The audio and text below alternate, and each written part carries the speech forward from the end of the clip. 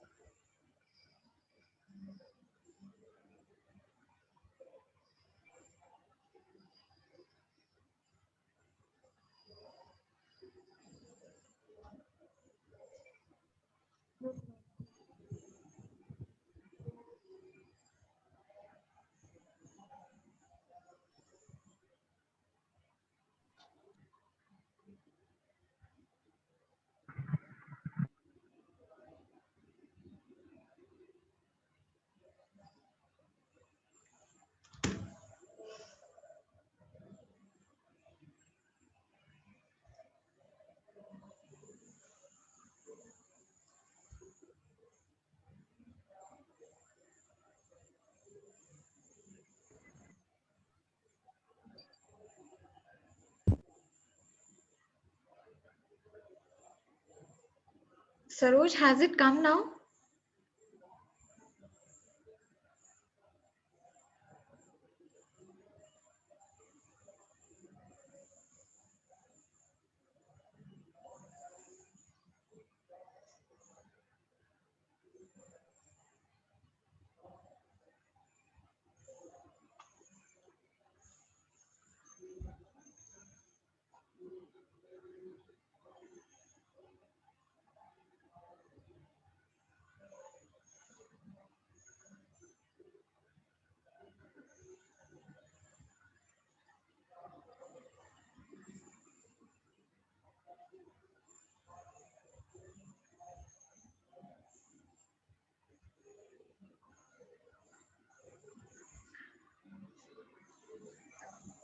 Any one of you just respond. Are you able to hear?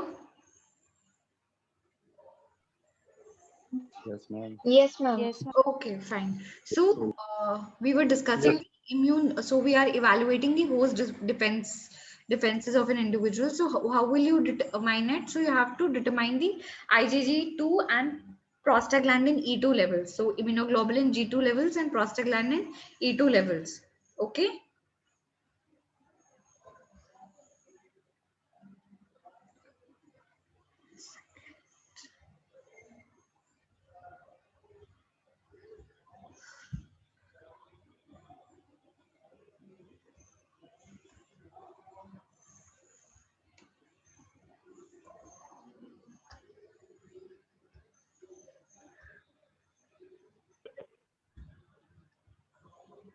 So as already been explained, the genetic basis of the disease. So you have to ask proper case history, and also if you want, you can go ahead with your DNA fingerprinting in order to identify various linkage analysis, segregation analysis, or there are various studies, genome-wide analysis studies, GWAS, which can be done in order to identify the single nucleotide polymorphisms or various defects associated with the genes.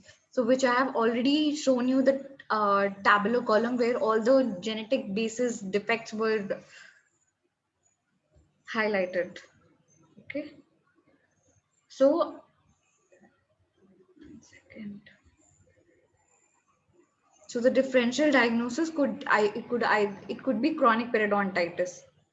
So, but only thing you will rule out it is not chronic periodontitis is the presence of minimal local factors, familial predisposition, presence of this microbial basis, that is your AA and Porphyromonas gingivalis.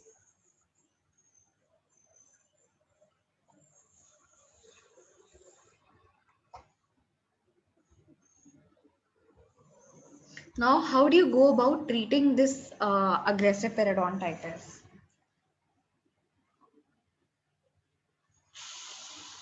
So the treatment includes is your the first part of it is that you should diagnose it properly, and until and unless you don't identify that this particular form of periodontitis is aggressive in nature, there is no point in treating it because the inflammation or the infection is not going to resolve. So the treatment plan will basically include your normal phase 1 therapy followed by evaluation followed by surgical phase. Now what do we do in this? We have incorporation of antimicrobials in the entire picture. So you will prescribe certain drugs to the patient. So after you're done with your scaling, first you will do scaling, then after next appointment will be given for scaling, root planing and curettage. Curettage means removing the diseased pocket wall. Root planing means removing altered cementum on the root surface. Okay, so these after your SRP is done, you have to prescribe antibiotics, or else you can give it 24 hours before you begin with the SRP. So there are either ways you can go ahead with management of the second phase one of your treatment of your aggressive periodontitis, and then you ask the patient to come for a review. Then you will see whether there is improvement or not. If the condition is not improving because of the deep pockets and vertical bone loss, you will try to open up, reflect the flap and gain access to that particular bone or defect, and you will debride it. In case if you want to reconstitute that particular area, you have to go ahead with regenerative periodontal therapy. In case if you're not able to regenerate it, you will go ahead with resective periodontal therapy. So that what happens, you are eliminating those pockets and your gingiva is conforming to the alveolar bone architecture and it is adapting properly to it. So your non-surgical periodontal therapy first is part of your periodontal therapy, which will include your scaling, root planing, curettage. Then you will prescribe systemic antibiotics. Why do you want to prescribe antibiotics? Because these pathogens, they are not, because first of all, you have certain microbes present over there, which are mostly bacteria.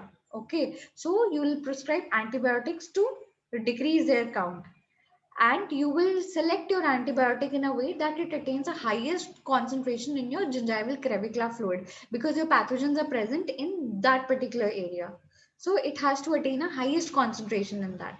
Third reason why you are prescribing antibiotic is that because these pathogens not only are present in your periodontal attachment apparatus, but they also colonize extradental sites, that is your dorsal aspect of the tongue, your tonsillar area, your buccal mucosa, labial mucosa. So they will go and colonize these areas. So you have to eliminate the pathogens even from there.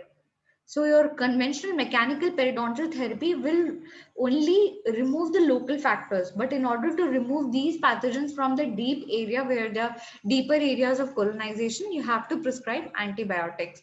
Now there are various medications which have been evaluated. They had done various trials, studies in order to identify which drug is the best for treatment. So they have identified these are the various medications which are highly essential or helpful in treating cases of aggressive periodontitis. So first one is your tetracycline, then you have your metronidazole, then you have metronidazole and amox combinations, clindamycin, azithromycin. Okay, so these are the various, you can take a picture of it. So this is the dosage, how you are supposed to prescribe it, and what are the various combinations which are available. And the most commonly prescribed in a daily clinical scenario is your metronidazole and amoxicillin combination. Now, after your non-surgical periodontal therapy, if you find that you are not able to achieve proper results, that is, you're not able to restore a normal, healthy periodontium,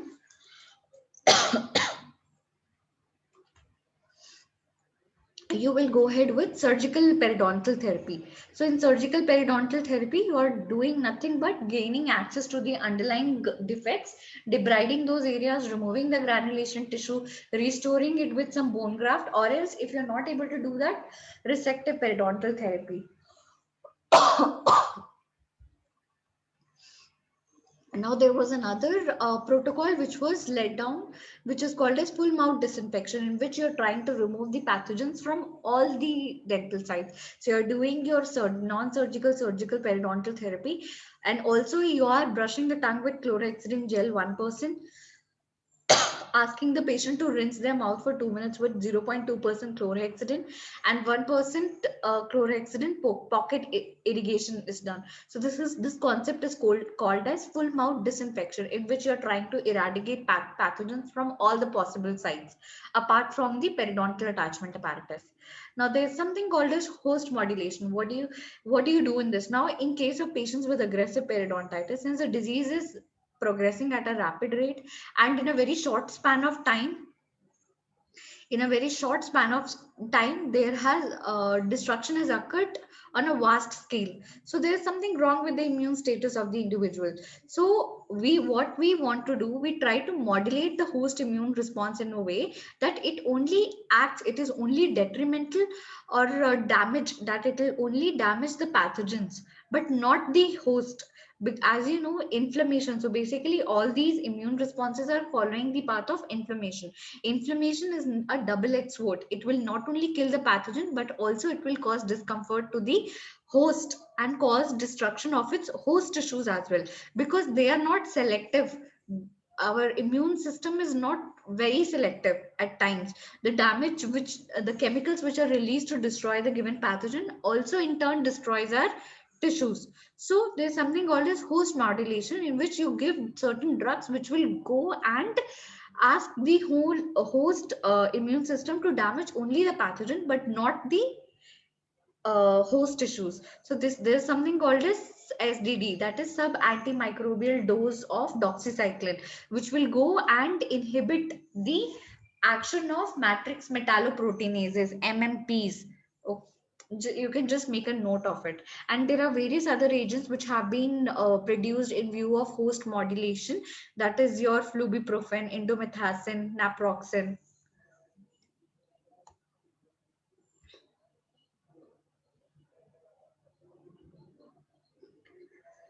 So, in a nutshell, the management of the isolated sites of recurring disease, that is your localized aggressive periodontitis, you do subgingival scaling and you give local delivery of antibiotics. That is the best way to treat that particular disease. Now, in case of if you have to manage a generalized form of it, you have to do full mouth scaling, you have to prescribe systemic antibiotics, and you have to put the patient on host modulation therapy. Okay.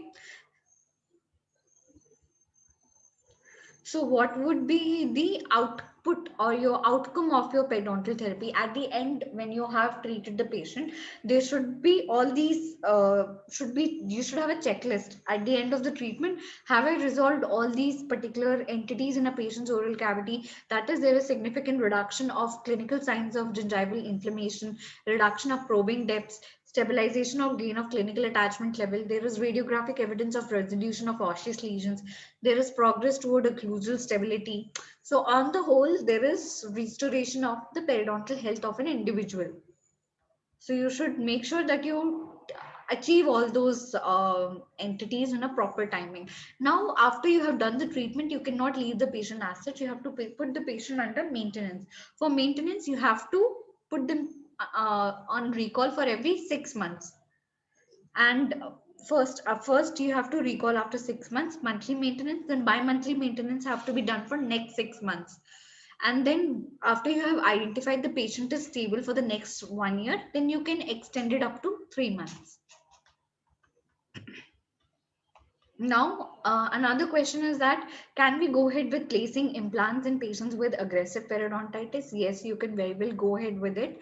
Only thing is that you have to make sure that the patient is under supervision of a periodontitis and the routine checkups are being done and all the periodontal therapy has got over. Only after that you can go ahead with planning on placing implants. So, in a nutshell, all you have to remember is that this aggressive periodontitis is very unusual and a unique form of disease. It is a very low prevalence, as I had already shown, 0.2 to 1.2% in Asians. And localized aggressive periodontitis, there are two forms, localized and generalized, based on the number of teeth involved. And it has microbial, immunological, and genetic basis to the disease. Okay, so I'll be just now showing you a picture. So if a patient comes, so she's a very young patient, and you can see proclination. This is called as distolabial version of your maxillary teeth. She will give you a history. Ki initially my teeth were fine. There was no space or there was very minimal spacing in between my teeth. But over a period of time, the spacing has increased. My teeth has begun to become loose and there is consistent bleeding with along with it, and difficulty in carrying out daily oral hygiene practices or phonation or mastication. So you can see distolabial migration of your teeth and very minimal local factor. Okay, this is another patient. So I'm just giving you as to how a patient might appear. Even over here, there is distolabial migration of the teeth. Okay, now I'll be showing you one case of.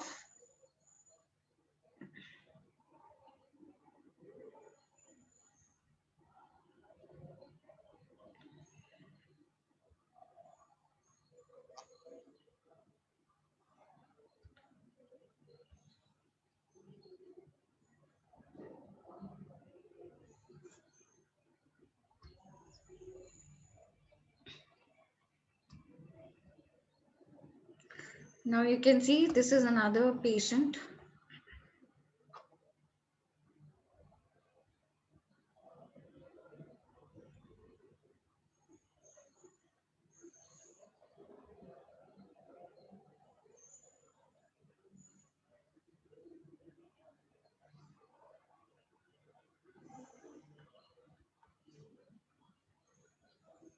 Now this is a clinical picture of a patient with generalized aggressive periodontitis. Clinically, you can see that there are very minimal local. Can you all see this picture?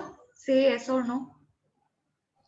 Yes, ma'am. Yes, ma'am. It is magnified, Yes, right? ma'am. It is fitting onto your screen. yes, ma'am. Yes, ma'am. Okay. So this is the patient. He's 30-year-old male. Okay. You can see very much normal looking teeth and very much normal looking periodontium. Okay. Very minimal local factors. Nothing as such, but he has an abscess on the palatal aspect of first quadrant. Okay. Now I'll just show you the OPG.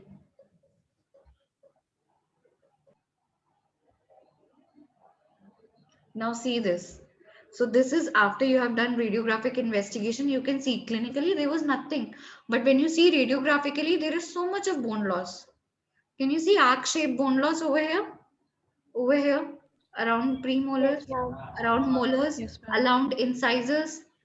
So this is a classic case of generalized aggressive periodontitis because it is involving, apart from molars and incisors, it is also involving your premolars, which are more than 2 in number. Okay.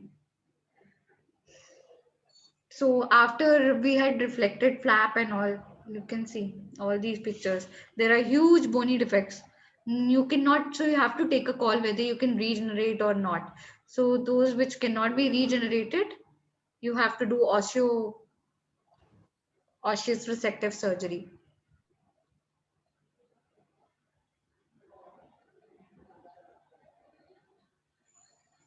This is post-op. After the treatment was done, you can see that there is some amount of recession because there was a pocket which has healed and the infected tissue had gone out, and the gingiva, healthy gingiva, is now resting on healthy bone.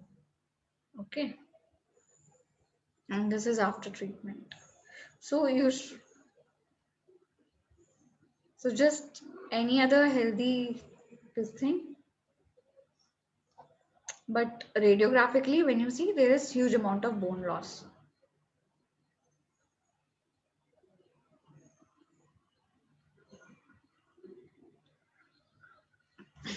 Now, okay. Is Atul Kumar Singh available now?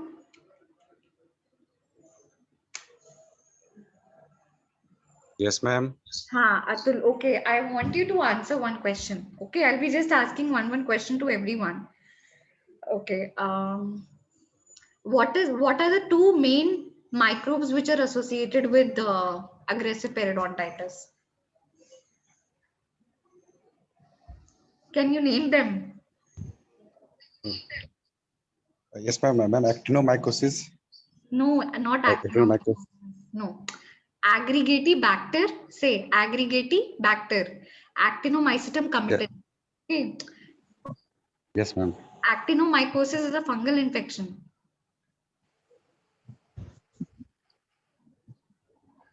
Okay. Yes, ma'am. And what is the another pathogen?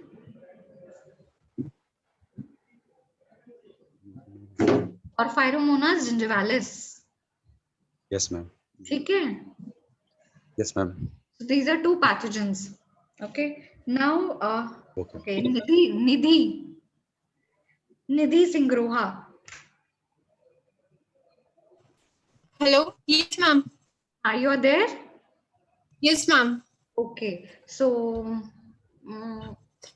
can you name, okay, in the historical, did you listen to that part where I mentioned the history of coming on to deciding whether what has this particular periodontitis has to be called? So there are basically two things they were thinking, that it something might have gone wrong with this particular part of periodontal attachment apparatus, or this particular, what are those two entities? In the beginning of the presentation I had shown.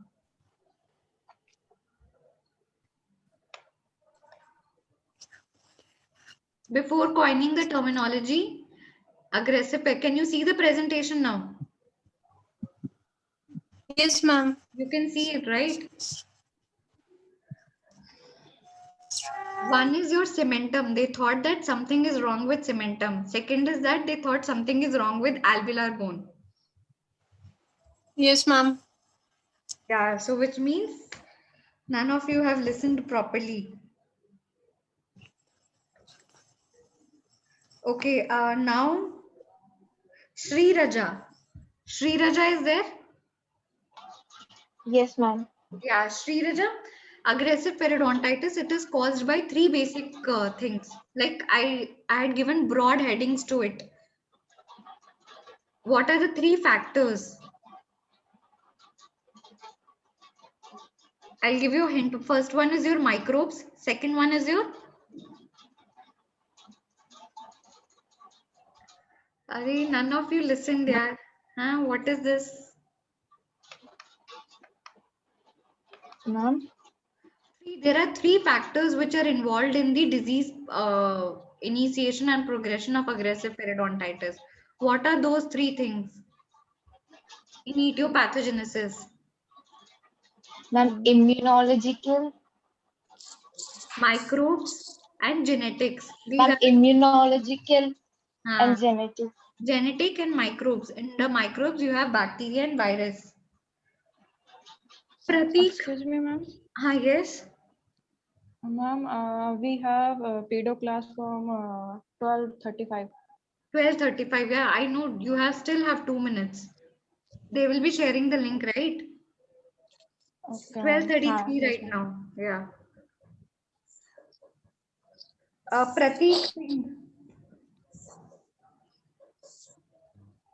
Is Pratik there?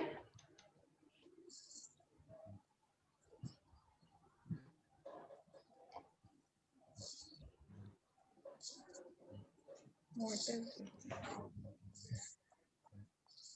Okay, just read your chapter properly. That's it. Okay, ma'am. Okay. Ma'am, starting slide aggressive periodontitis का मिलेगा heading. हाँ. एक minute. Okay, ma'am. Does anybody have any doubt? Any doubt? Even if you had listened 10% of it, whatever I said. Any doubts? Ma'am, Yeah. ma'am, I have one doubt. Yeah. Ma'am, Ask. actually, yes, ma'am. Yes, ma'am. Ma'am, in case of localized periodontitis, you told the radiographic findings arc-shaped bone loss and generalized it is a mirror image bone loss. Ma'am, in localized only R-shaped and it is like specifically localized is R-shaped and generalized is mirror image.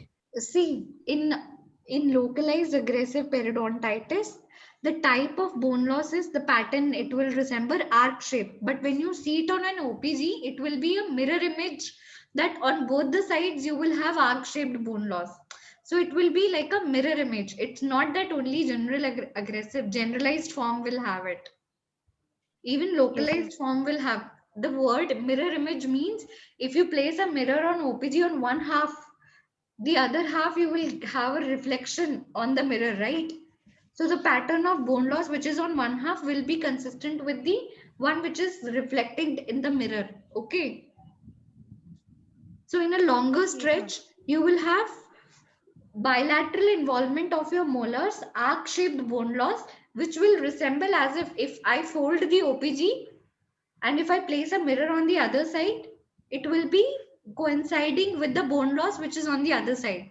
Got it or not? Yes, ma'am. What is Yes, ma'am. I got it now. You got it right? Yeah. Any Yes, other ma'am. doubt? Any other doubt?